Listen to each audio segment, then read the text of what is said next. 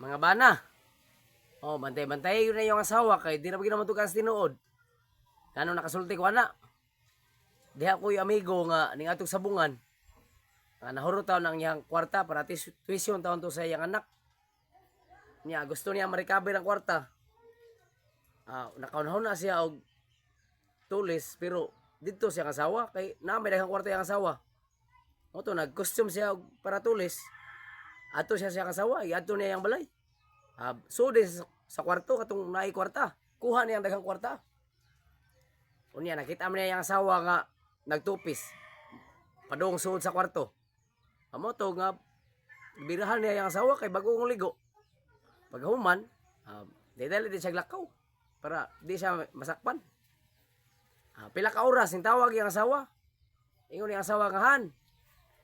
Asa naman ka pauli na kay gitulis tong balay, gitulis ko. Unya, niingon niyang bana, "Ya, kumusta man ka?"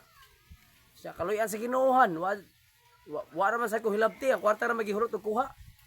Awa? Mo na ang asawa di gyud motugas tinuod. Bisag gibirahan na sa tulisan.